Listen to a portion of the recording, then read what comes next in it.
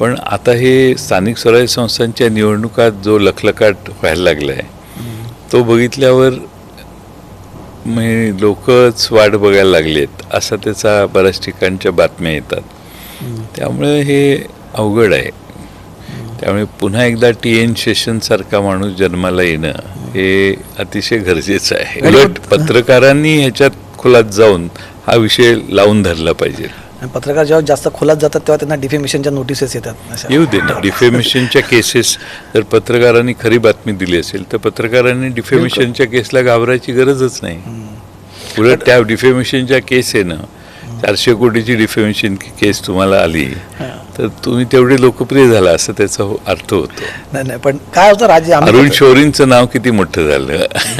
पण कसं असतं आम्ही व्यवस्था म्हणून आम्ही पत्रकार म्हणून भूमिका उचलतो. पण बघा आता मागे आम्ही पुण्यातल्या भूखंडाचा मुद्दा आम्ही उपस्थित केला पण सभागृहात तो कोणी उचलताना आम्हाला दिसलं नाही. म्हणजे राजकीय पक्ष सत्ताधाऱ्यांच्या विरोधात तेही बोलताना फार आम्हाला दिसलं नाही त्या काळात. त्यामुळे अशी आळीमिळी गुपचिळी दिसून येते. तसं नाही आहे. त्यांना माहिती जर व्यवस्थित पुरवली फॅक्ट्स आणि कागदपत्र जर व्यवस्थित हातात आले तर सभागृहातही बोलतील ना लोक.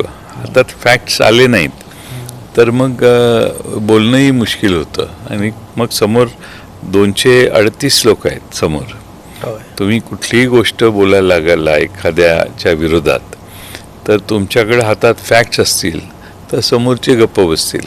फॅक्ट्स नसतील तर तुमचं भाषणच पूर्ण होणार नाही. समोरचा मनासारखा बोलत नसेल आपल्या तर त्याला थांबवण्याची यंत्रणा व्यवस्था आणि सिस्टीम आता सध्या आहे. फ्रस्ट्रेशन येतं कधी जयंत पाटलांना हे सगळं बघून? नाही आता पद्धती बदलल्या आहेत असं सांगून आमच्या मनाची आम्ही समजूत घालतो.